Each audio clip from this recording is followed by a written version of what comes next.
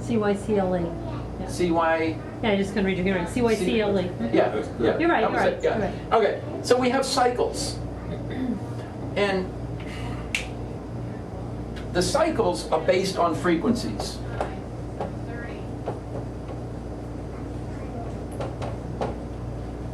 And as the frequencies, as the cycle gets to be higher and higher, the frequencies go higher. And this is where it seems like time is speeding up. Yeah. There was a book, my mother said that she saw this guy wrote a book called The Quickening. The Quickening meaning things are speeding up. It's getting faster, faster, faster.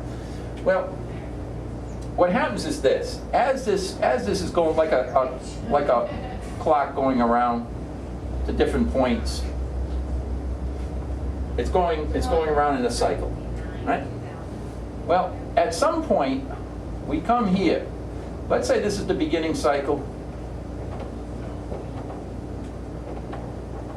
right here, and let's say this is the end. Matter of fact, I even have a timer that's like that. You can set the timer to come on at this point and off at that point, right? Well, here we are in a major cycle, and this is where astrology comes into play also. Is there anything to astrology? Yeah. In terms of the dream, mind you, okay? And this is why I keep going back and forth, because I'll talk about what is part of the dream, and at the same time, I want you to always be aware of the fact that you can let it go. You're not subject to this, but you're in it right at the moment, okay? You're in the dream. We're experiencing the dream here. All right, so within the dream, here you have the beginning of a cycle, and it goes around, goes around, goes around, goes around, and then connects to another dimension. Now, these are operating at different frequencies.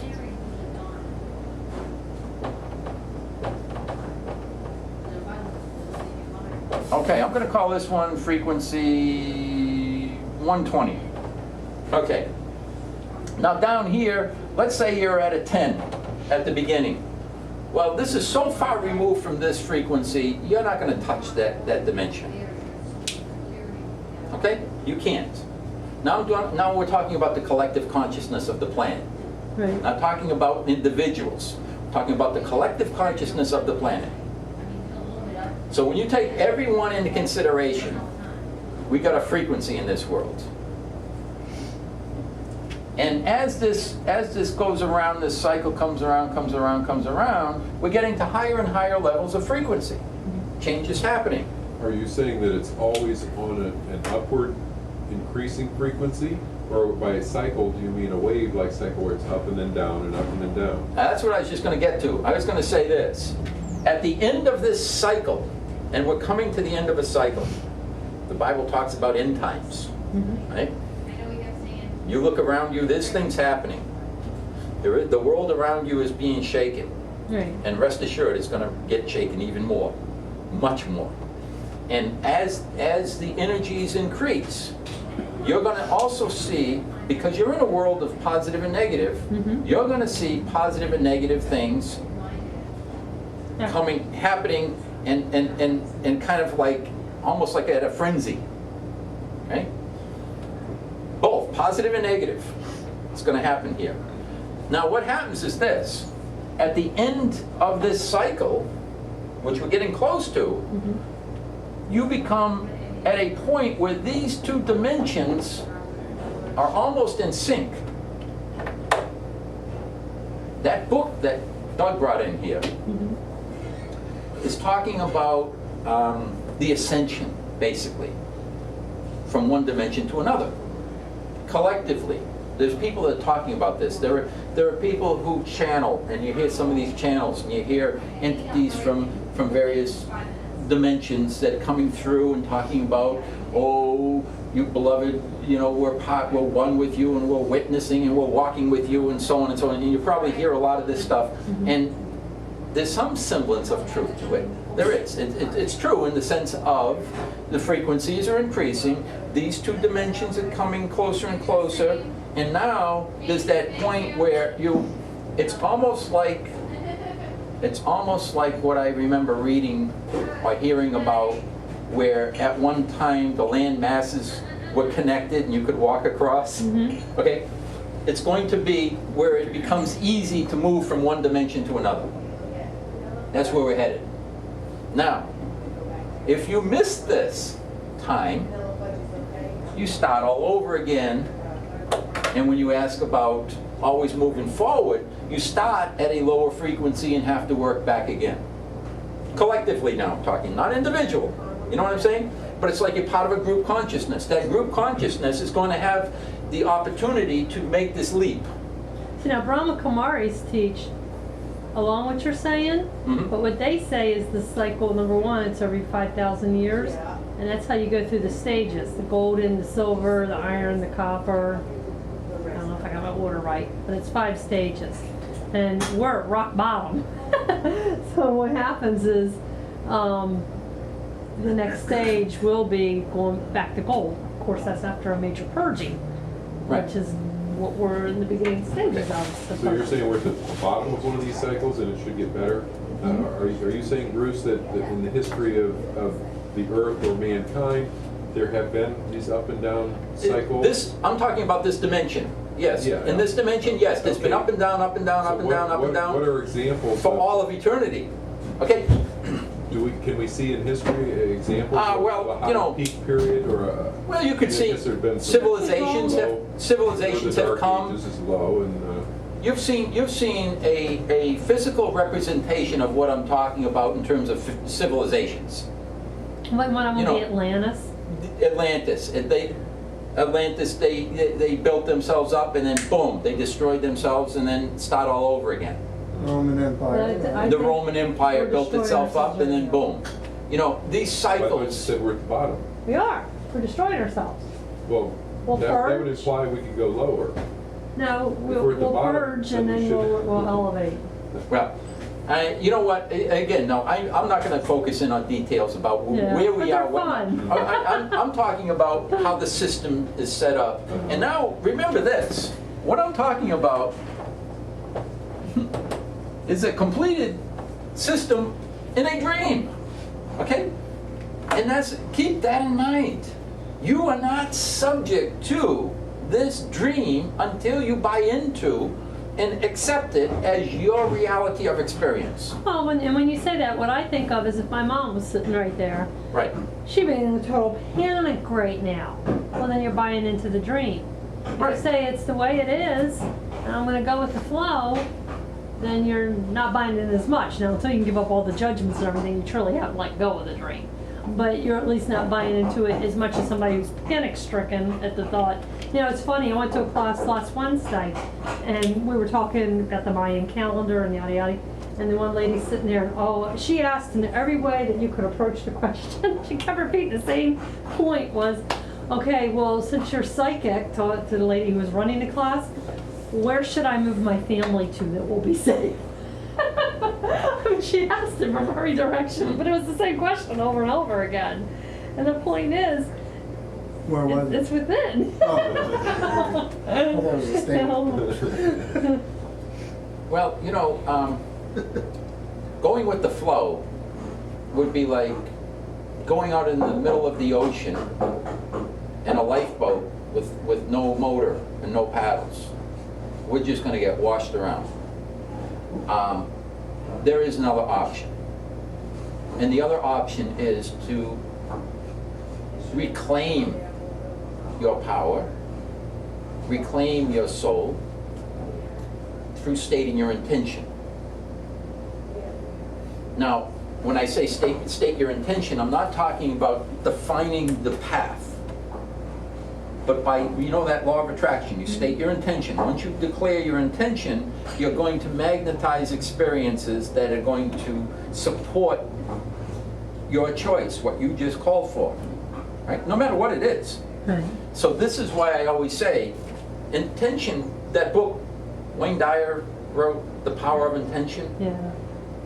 I've never read the book, but I would say this, just that statement, the power of intention, is paramount to that which you're going to experience, right?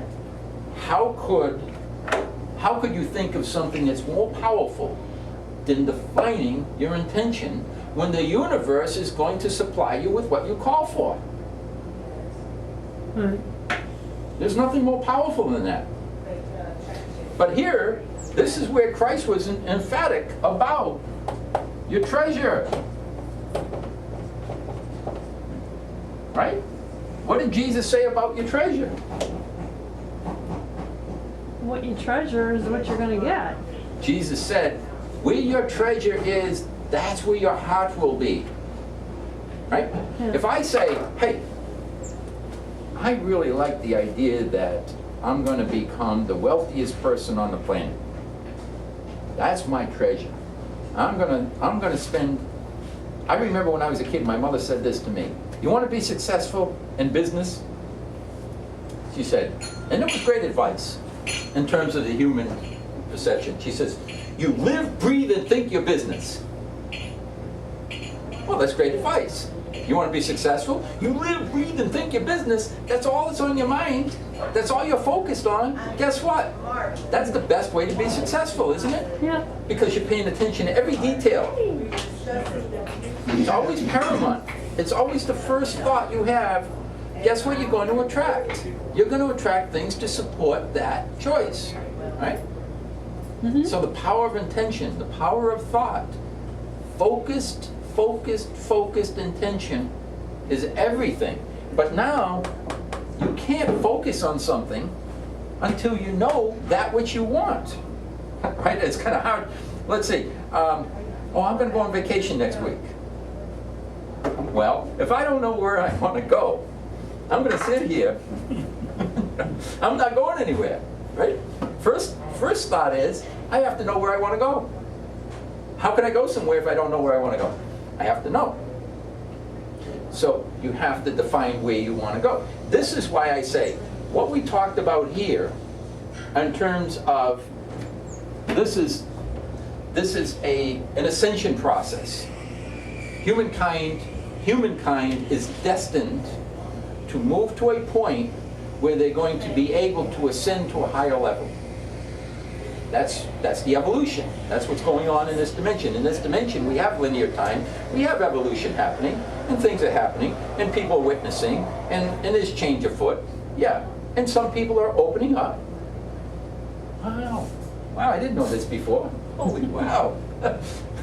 And it's all part of a picture that's there for us. But Einstein said, the past, the present, the future is nothing but a persistent delusion of consciousness, and you can witness this is available. I know this is available. I choose not to play. I don't want to play with ascending. Okay, so you're not using this You know, on the, I don't want to become which is on the back. better. So, Is it two T's and better? Yes. Hey, I'm getting better. I'm getting real good. Anyway, I don't want to become better. that are okay. This I want to be $2 off the sales. perfect. Okay. It's right there. You didn't sign the Now, contract, as a human being, I can't be perfect. I got a couple of flaws. I even got mad a couple of weeks ago at somebody. I can't remember. But anyway, we, as human beings, as ego-thinking minds, as judgmental minds, we can't be perfect. Nobody. And this is one of the things that Jesus referred to when they called him good. He says, why do you call me good? Don't call me good. I'm not good. He said, there's only one good. That's the Father, that's the Creator, not me. No. Not me. But I'm perfect. I can be perfect when I withdraw my attachment to the system, to the dream. When I see that perfection exists within all that God created. Every single person on the face of the planet, every single person who ever was here, was created perfect. If I don't judge them, if I don't apply my standard, they're all perfect.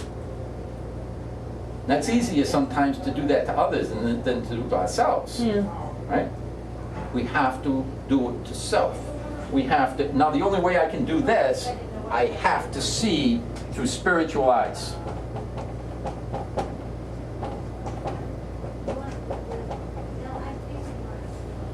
I have to see as God would see me. I have to see me, and I have to see all else as God would see. God's not going to judge me. I might judge me. Now, this is where Jesus was also very emphatic. What judgment you use, the judgment will be used against you with the exact measure you use. Now remember this, in terms of energy, whatever judgment I'm holding is the energy I just put out into the universe. What do I experience? I have to. And in that moment, I can't escape the judgment I'm holding on to. I judge a person. I may be pissed off at that person. In that moment, I'm experiencing, my blood will boil, you know? And to the exact degree that I allow myself to judge, my blood will boil to that degree, right? When I start letting go, it starts calming.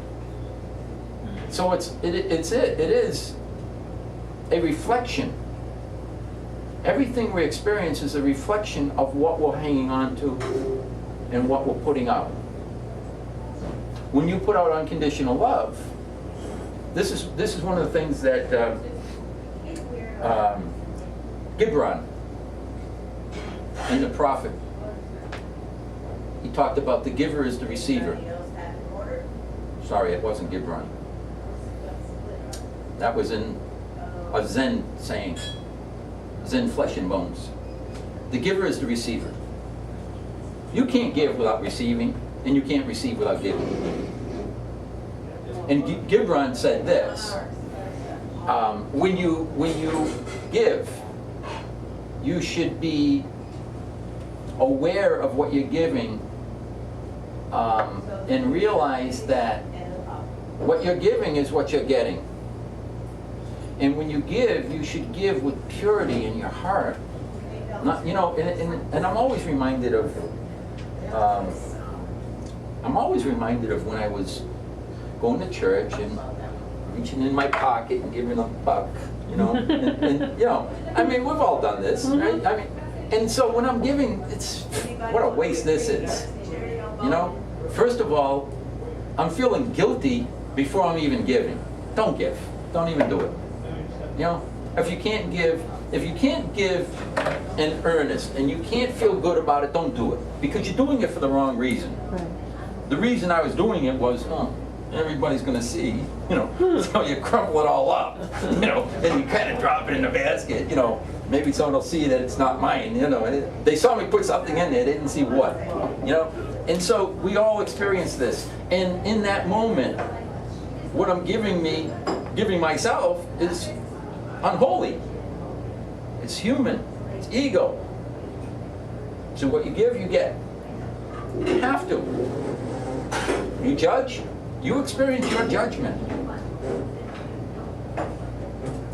The other person may feel it too, yeah? But you're going to feel it more than they feel it. You're going to feel, you feel your gift. That's why that expression, it's better to give than to receive. If you take it to that level, yes, you're experiencing it. That's beautiful. I look and I say,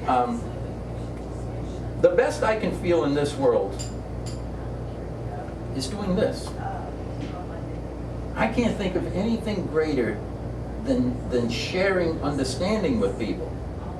There's no bigger gift than we can give one another to help someone understand and see something they're not seeing. Whatever level that happens to be at, because again, there are degrees of levels of awareness in this world, and somebody's way down here, they're not even going to hear when I talk. You know, they're going to run like hell many times, but there's somebody who's here that's real close to them that will say the exact perfect thing to them, and boom, they made a step. Then somebody else, and so on and so on. Wherever you happen to be within creation, there's always going to be someone show up that's exactly perfect to give you what you need and what you're asking for. Because it's all God. And God is omniscient. God doesn't make mistakes.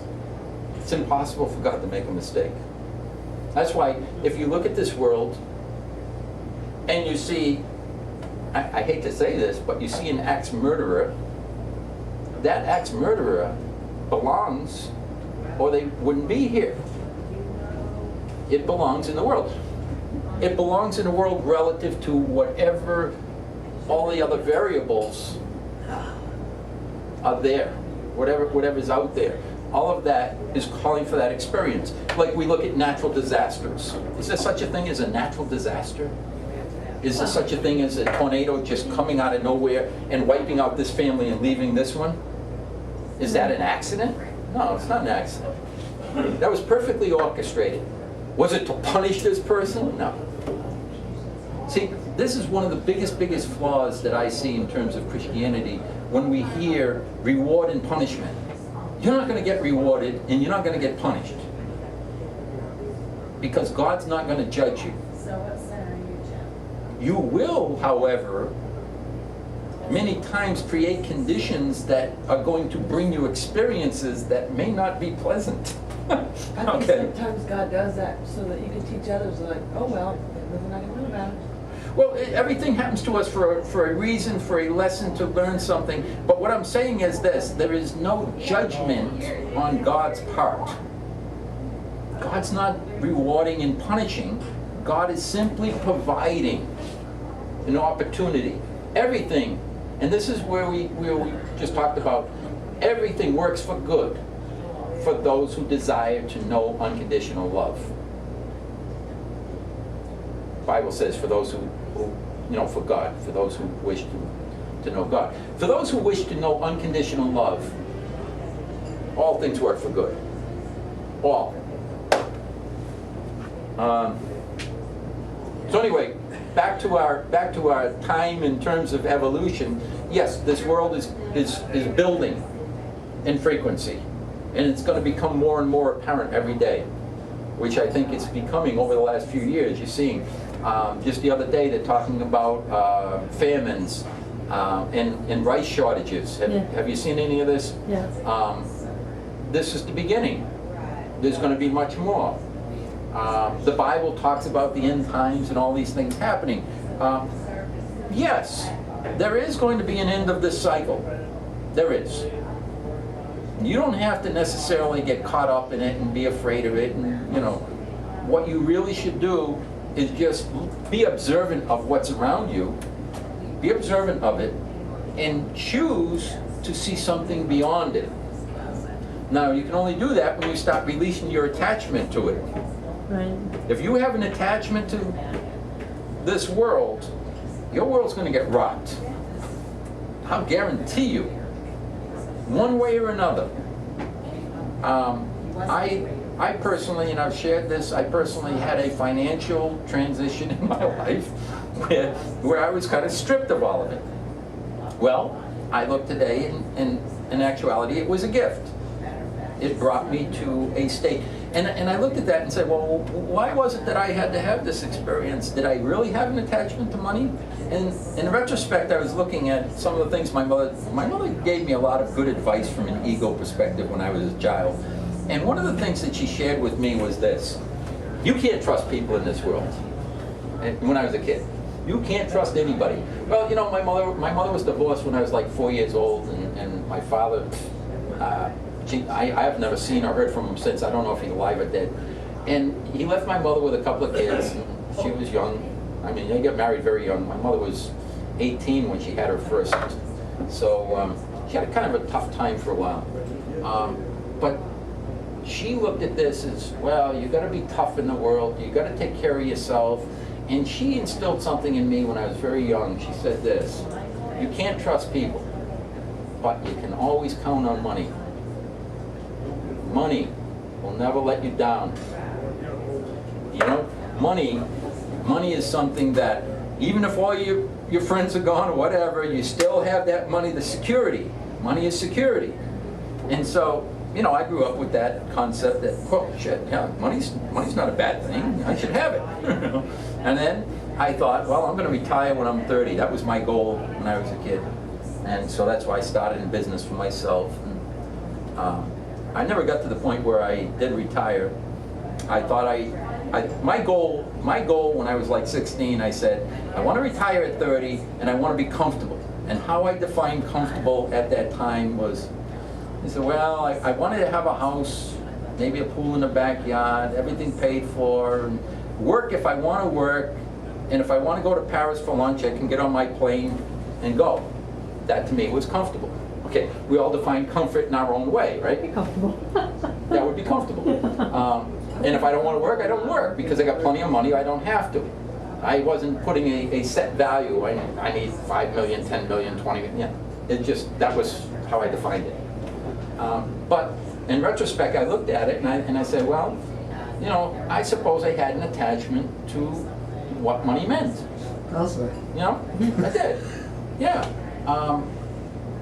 And I remained single for quite a while. I didn't get married till I was like 32 because I said, I remember thinking about this when I was like 15. I said, well, I want to retire at 30. What's the problem with this world? Why is it that people struggle? And in that moment, I looked at it and I said, well, they get married, they buy a home, they got a mortgage, they spend their whole life in debt.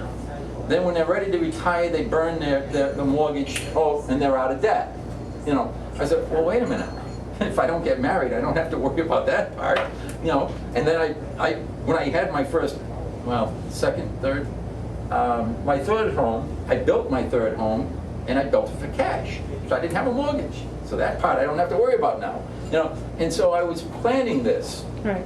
You know, but I looked at it and I said, well, I did have kind of a distorted view of the bigger picture, especially from the spiritual. I had a pretty good ego view. Right. My mother was a great teacher there. And I got to say this, in terms of the human self, a lot of what she told me was true in this world. Right. It was right. But anyway, going down this road, I had to go through and release that. You know, that was me. Everybody has to deal with their own stuff. And I'll never tell anybody, here's what you got to do and here's what you got to do. It's not me. I have no clue what anyone needs to experience in this world. I do say this. If you understand what your treasure is, define your treasure, the system will take care of everything else. That you can guarantee, that you can count on. You can take that to the bank. If you are clear of your intention, the universe is going to bring you what you're calling for. Now, here's where the catch comes in. You're a spiritual being, all of us. We're all spiritual beings. We also have an ego personality. Now, these two states are at odds with one another. And when you make a declaration as to what you want, I would bet my last dollar that almost every single person on the face of the planet is not going to be clear in what they're calling for. Even if you are, like, let's say you say, I want to be more spiritually evolved. I want to evolve spiritually. Well, what's the universe going to put out for you? More tests. Well, what I'm saying is this. What I'm saying is that in that moment when you say you want to be spiritually evolved, is there any ego part of this? Have you said, I'm going to cleanse myself of the ego before I make my declaration? Or is the ego part of this journey of growing spiritually? Many people in this world, as they are going through their evolution of experiencing greater and greater levels spiritually, the ego's right there with them. Okay? The ego is part of it. The ego loves to play at the spiritual game. Look around you. There are many, many, many people in this world that they understand certain aspects, such as The Secret, you know? And I look and I say, and I know Michael that used to